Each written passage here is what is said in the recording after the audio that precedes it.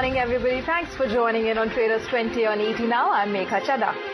And I'm Avan Dabash, and of course we have the management of Eicher Motors speaking on the sidelines of the Auto Expo in New Delhi. Sumit Chaturvedi caught up with Siddharth Lal, the managing director of the company.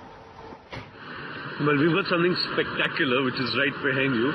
We've got the full new range of Eicher trucks and buses, all the way from 5 tons to 49 tons. So these are 11 new models with new powertrains, new drivelines like you've just seen here, and it's all the way from it's basically taking we believe this is the future of Indian trucking. So as we go along, I can show you. Here we have what we call is the Pro 1000 series. So this is the light and medium duty, which is upgraded. Here we have the Pro 3000 series, which is a full new class of absolutely purpose-built medium duty, medium distance and long distance trucks, including with sleeper cabins, which is the first time, and including with lots of other features. So this is all using the Volvo technology, Volvo cabins, Volvo ideas to the Eicher range of trucks and buses. But behind us is the real stuff. Behind us is a full new range of heavy-duty trucks. There again we have 2 series. The 6000 series, which is this golden type of colored truck that you see there, and a tipper at the far end there. And those 2 trucks are really now what's going to be what we call as the future upgrade market. So what used to be a very sort of old-fashioned and I would say not so nice mass market in India, heralded by the duopoly, that's what we plan to change with the 6000 series. And behind that, the orange trucks that you see are what we call as the 8000 series. Now those are absolutely world technology, world-class premium trucks from the Eicher brand, and those are the ones that are going to drive us totally into the future. And all of them all the heavy-duty trucks use a variant of this engine here. And this engine here is extremely special because this is a Volvo Group global engine which is going to serve Euro 6 requirements, which are not going to be in India till past 2020. But the same base engine is going to be used for our trucks in India today. So that's future technology being used in India today. So you have ambitious plans in commercial vehicle segment, as we can see.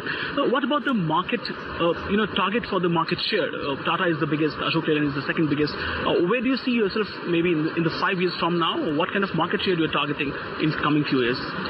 Well, the way we look at it really is that we've got a very strong position in light and medium duty. So 5 to 15 tons, we're around 30% market share. And eventually in the long term, those are the kind of shares that we need to look at for the entire CV business of ours, right? We're entrance into the heavy duty segment. So with our initial range of trucks, what we've been able to accomplish now is up to around 5%, which is a very promising number, we think, as a starting point. But that's not enough, of course. So in the I would say shorter to medium term, we're looking at now taking that up to around 10% market share, and that's when we believe the company becomes really vibrant, in the sense that all the forces start working for us. But our, let's say, more like our 3 to 5 year plan is still very much to get to a 15% market share in heavy duty trucks, and we're absolutely convinced that with the new range of trucks that we've got here, with the type of distribution that we have, with the type of industrial system that we have in Pithampur and Indore, we're absolutely going to get to those levels. We just saw Harley-Davidson announcing entry into the bike market with 4 lakh price packet. Like they have announced a launch of a bike targeted at rupees 4 lakhs. Clearly targeting at your bike segment. How do you respond to that?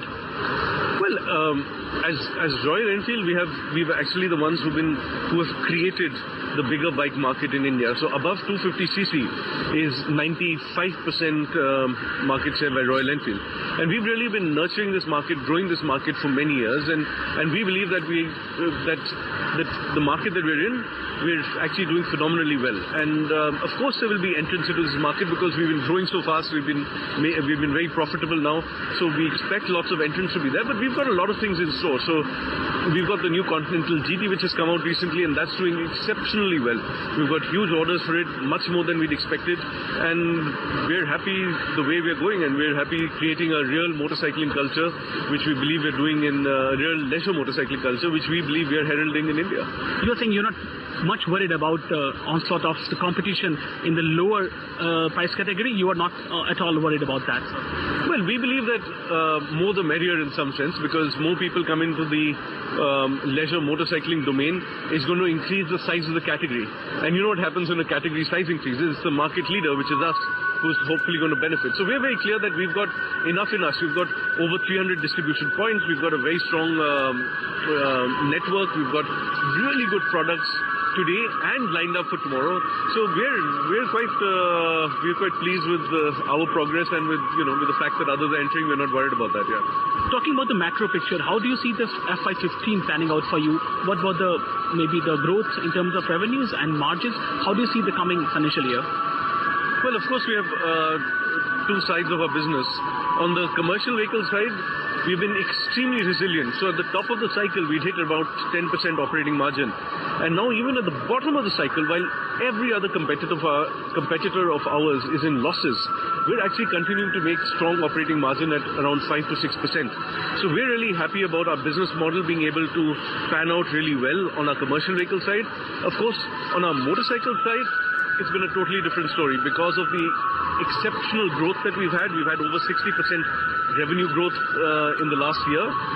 Our profitability growth has also been tremendous, and our margin has grown from below 14% to now above 18%. So I mean, it's really good going for us, even though the general economic situation is a bit weak. I believe we have extremely strong brands. We have an extremely strong business model, which is helping us in making good impact on the market. Talking about the market as a whole again, what about the discount and pricing trend both in two-wheeler as well as for commercial vehicle market? How do you see them? Well, in two-wheeler, we have absolutely no idea because we don't give a rupee of discount anywhere, and that's not what we practice at all. In trucks, it's been absolutely devastating. I mean, the amount of discounts that we all have to give. But it's really started from the fact that in heavy duty in particular, the discounts are much higher. And that's because the existing players or the bigger players have let's say, their idea is probably to try and keep all of us out of the market. But we're not going to stay out of the market, and we're fighting as well. So unfortunately, we've also had to join the game and to also give pretty deep discounts in the heavy duty market. But as you can see from our financial numbers, because our financial numbers shine out much brighter than anyone else's, we are not deep into that discounting game. Of course, we give discounts now because we've had to, because we had to follow competition these days. But really, we are more about price realization and value selling.